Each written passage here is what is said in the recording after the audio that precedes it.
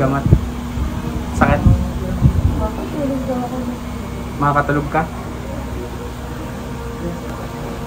Sir, papatulogin ka? Yung dalawa.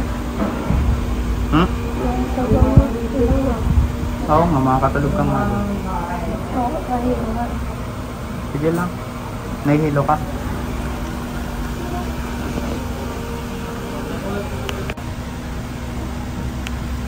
Yan, observation pa.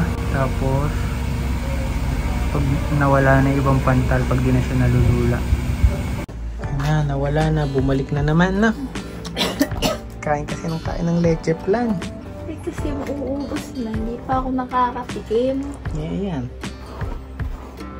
Boring kayo. Inubos na yung leche plan ko. Ang dami nun eh. 4 na tab yun eh. Ayan, ang dami din talaga. Ma, ano na? No.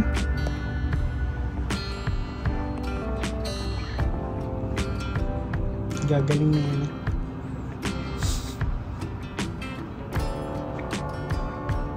Ayan guys, ako nagpupuna sa mga katawan niya. Siya lang yung sa mukha. Ang dami yan ah. Ano nararamdaman mo ngayon? Makate. Dito. Sa kamay. Review ka na.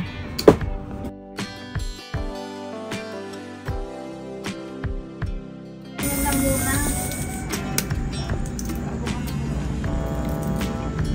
Yung kayo hindi siya sa buwan. Ayun, dati kayo nakikip. Or ganun. Date. Ano yun? Tagulabay. Kain tayo ng egg. Na lahat to, di ba?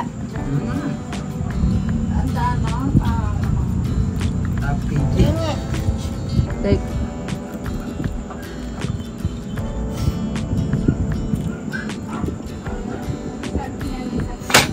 kala ko nga hilawit. Ito po yung nararanasan ko ngayon ay meron akong tagulabay.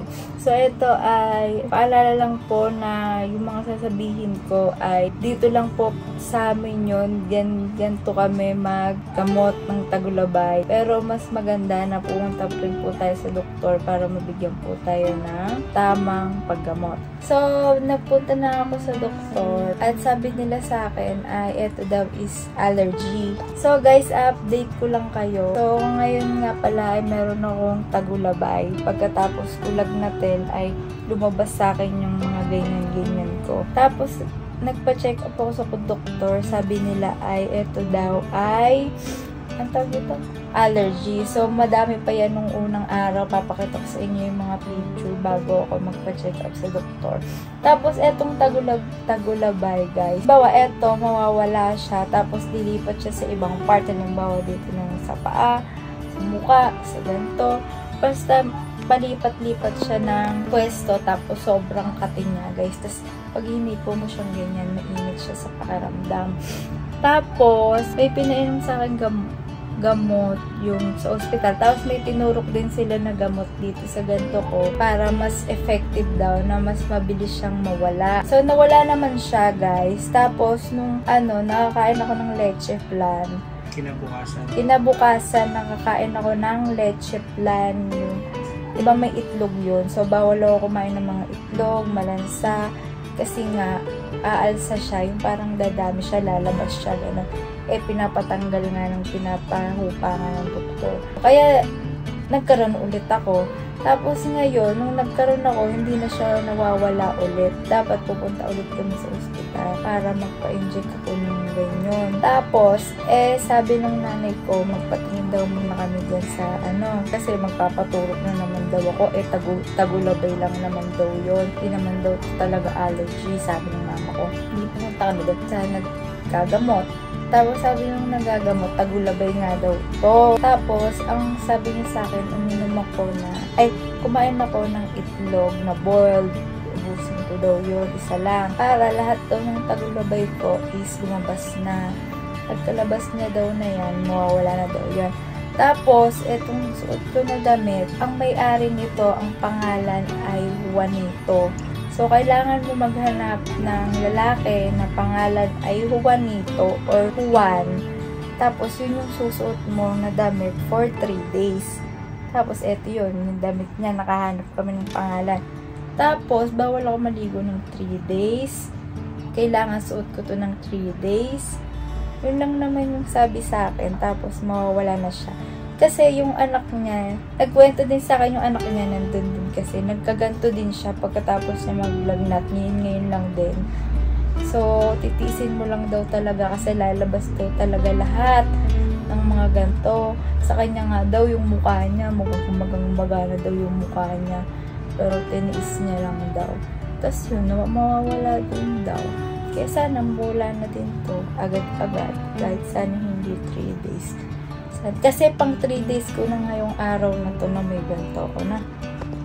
So, yan lang. Inuulit ko, hindi ko to ginawa para gawin nyo din. Mas maigi pa rin na, syempre, pumunta kayo sa doktor. Pero, eto yung sinusubukan ko ngayon. Pero, hindi ko alam kung ano yung magiging result nito. Pero, iniinom ko pa rin yung nireseta sa akin ng doktor, guys. Ang gusto ko lang ay gumaling agad etong tagulabay ko. Kasi, guys, sobrang kating na talaga. Kamuting gano'n. Kaso, pag kinamot mo nga lang siya, guys, susugat. So, pag may ganito kayo, wag nung kakamutin. So, pinagloob nga din pala ako nung inano ko kanina, nung pinuntahan namin kanina, magloob daw ako. Tapos, mayroon pang ligas. Ano yun, ligas? Dahon ng ligas, ganyan niya sa akin. Pero hindi niya tinapo sa katawan ko, ganyan niya lang. Tapos, lalagay lang daw yun doon sa nauusukan. Mas much better daw kung kahoy. Sa kahoy na nagluluto. Eh, wala na nagaganyan sa amin. Kaya sa kalan na lang. Para nauusukan, magdadry daw yung dahon. Para magdadry. So, yun guys. Itignan natin. Sana gumaling na to in Jesus' name. Update ko na lang ulit kayo guys. At ngayon guys, it's day 2. At guys, napansin ko naman na nawawala na siya. Ayan, natutuyo na siya. Kung nakikita nyo. Suot ko pa din yung damit ni Juanito. Juanito nga ba? Ito ko lang. At, yan, medyo, nung una, yung day 1 ko, yung pagkain ko ng itlog na kumain ako ng itlog dito, sobrang dami na. Puti, wala yung sa mukha ko. Hindi ako masyado nalagyan sa mukha nung kumain ako ng itlog. Kasi, tawag dito kasi kwento nga nung nagkaroon din ng gano'n, nung kumain siya ng itlog, kasi magmagado yung mukha niya. Buti na lang yung akin guys, ay hindi napunta siya sa mukha. Sa ganito lang. Sa ganito ko, tsaka dito lang siya napunta sa, sa mga part ng katawan ko, pero yung mukha ko hindi. Kasi guys, nung umpisa talagang tinubuan ako ng gano'n, is dito talaga siya sa mukha ko, tsaka sa leeg ko. Sobrang namamaga yung mukha ko noon, yung mga unang araw talaga na bagong tubo lang yun. Siguro naubos na yun sa mukha ko. Kaya dito kasi wala masyado nung una, no? So, kaya dito siya naglabasa nung mga pangatlong araw na. So, ayan guys, mapapansin nyo, nagda-dry na siya. May natubo, pero nawawala. Tapos, pa-dry na siya. Ayan, o, ganyan yung itsura niya. Ito yung sa leeg ko, sobrang dry niya na din.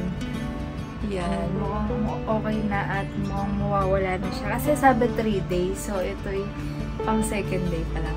Pang second day na suot ko itong damit na nung nagpatingin ako doon. So yan, at yan, hindi na siya masyadong makate.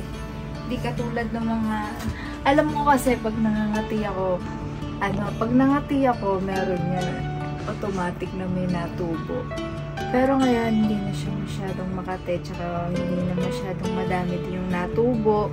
May natubo man, pero pa isa-isa lang, dalawa, tapos mawawala din agad siya. Sinuulit ko, hindi ko to sinasabi sa inyo para giyahin din ako kung ano yung ginawa kong pagpapagaling sa akin. Pero syempre, mas maganda pa rin na sa doktor muna tayo pumunta para mabigyan agad tayo ng unang lunas nila kung ano nga ba yung nangyayari sa inyo or kung ano yung tumubo sa inyo kasi malay nyo magkaiba tayo ng sitwasyon.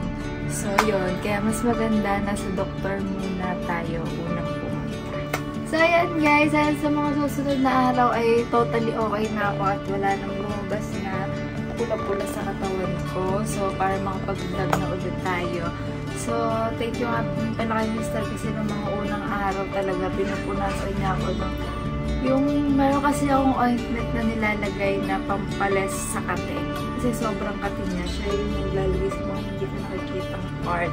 Sa mga ganito kasi sobrang dami na talaga guys as in buong katawan ko.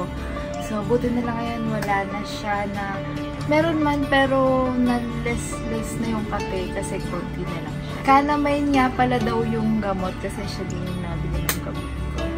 Guys, mag-pray lang tayo palagi para maging healthy na ulit tayo at mag-ingat din kayo guys dyan sa inyo. At yan guys, thank you so much for watching. Subscribe!